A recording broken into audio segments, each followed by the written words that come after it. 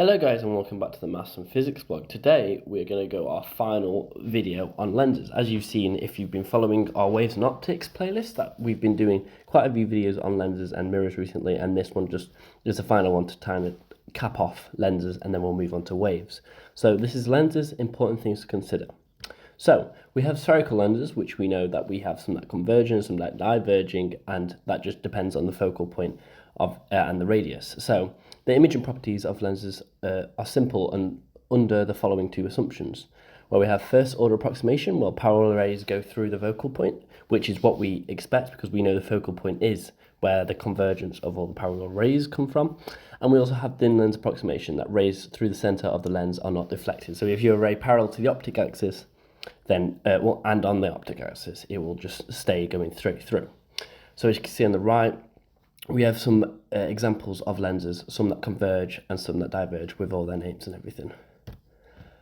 Lenses aren't perfect, so you'd expect when we talk about focal points that all these parallel rays converge to one focal point, and that would be great in a real world, but that's not how things really happen. We have this monochromatic aberration, which means that it doesn't always overlap perfectly. Like on the right hand side you can see an example of this. Now it isn't perfect, it's a bit exaggerated, but that is essentially what is going on. Not all the rays converge to the exact same point.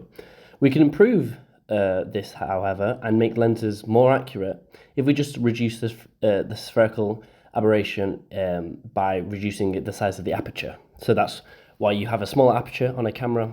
It gets all the points closer, something like that.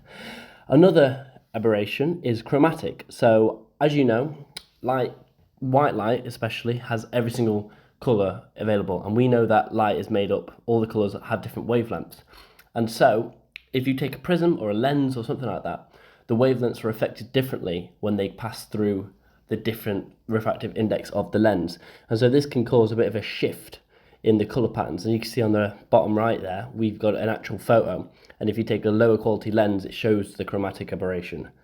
So this is due generally because red has a longer wavelength, so it undergoes smaller derivation, and then the short length of blue gets affected a bit more because it has a shorter wavelength. So yeah, this is just another example a bit further up.